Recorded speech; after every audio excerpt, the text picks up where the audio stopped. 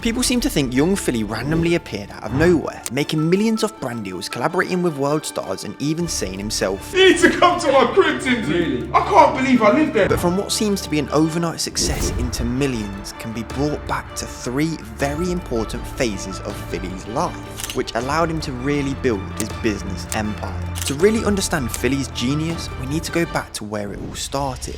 High school. Coming up in a very rough area in South London, Philly and his single mum were broke. We grew up different, trust me. So you just had rice and ketchup. The struggles were real. Working as a pot washer, Philly saw no way out.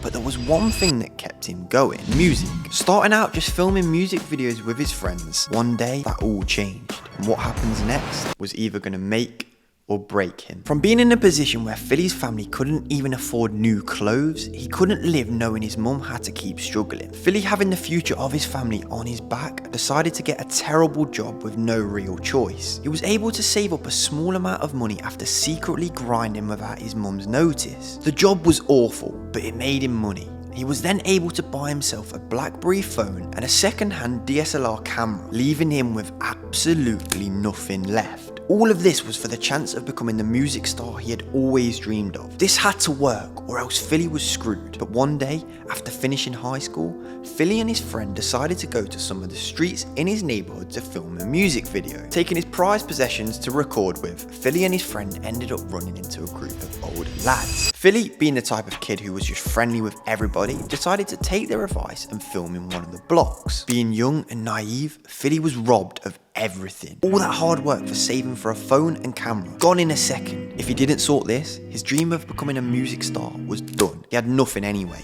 This was all he had. Inside, it broke him. But Philly had a fire in his belly.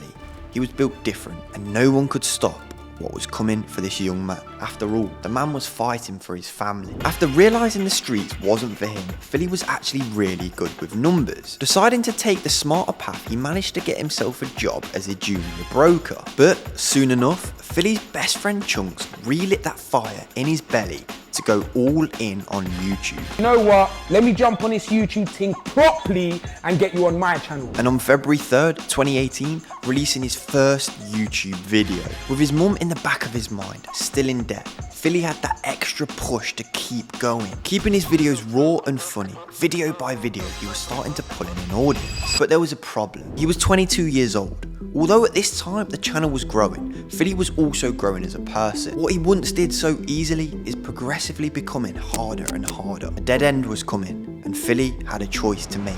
Option 1, continue making the same content, squeeze every last part of himself to stay the same for as long as possible, make as much money as he could and stop there. Or option 2, take up the offers he was getting to make branded content. But yes, a switch like this can ruin your career. Philly said himself, "I didn't choose this life. This life really did choose him." He was doing it because he enjoyed it, putting a camera on bookshelves as a stand, no fancy microphone. The stakes were all or nothing for Philly. He couldn't keep trying things in the hope that they would eventually work. This really was the last dance, and this choice would change his life forever. Despite not making a decision yet, although heading towards a dead end, momentum was starting to pick up. Try not to laugh, general knowledge, simple videos pulling in millions of views, resulting in thousands of pounds from AdSense. And on the 25th of April 2018, releasing La Pilot music video, which was a huge success. Philly took one deep look at his family, and that what seemed to be a hard decision suddenly became very simple. Work with brands and make bread, and the business empire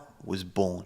I don't know, for example, a foot asylum shoot. I remember once I just wanted to do the intro in a weird voice. I went, "Ba-da-ba-ba-ba, it's your boy Young Philly, and I'm today joined with," like, you know, like a weird, but he didn't like it. I was like, "What, are you lot nuts? Like, they're gonna die at that." Like, fresh or do you get what I'm saying? Stop taking it so serious. And they made me do a normal one. "Yeah, man, it's your boy Young." I was just like, "Oh, it's just dry, bro." Despite all the crazy hype Philly was experiencing, working with Premier League footballers and worldwide brands, there was one question: was he becoming a sellout? Although he was making tens of thousands of pounds per sponsored shoot, Philly was being told what he can and can't say. Surely this can't be right. The young kid who fell in love with the idea of making videos, making music, was now being controlled for a few quid. Philly had reached a level where it made sense. He was able to pay off his mum's debt, buy his sister a house, penthouse apartments in London, work hard, and you can get here yourself.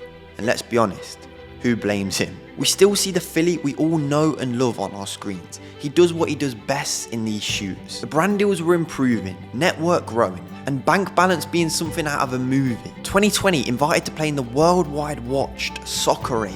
In towards young Philly with a real chance.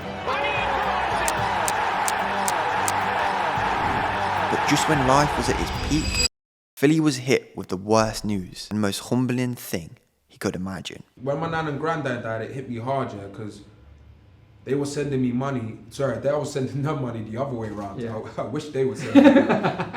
I was sending them money from like when I started making it. So like, I'd say 5 years ago. So like from 5 years onwards. But within that 5 years, I never spoke to my granddad. Deep this though. I'm sending the money, bro. But I'm not even calling to say I love you.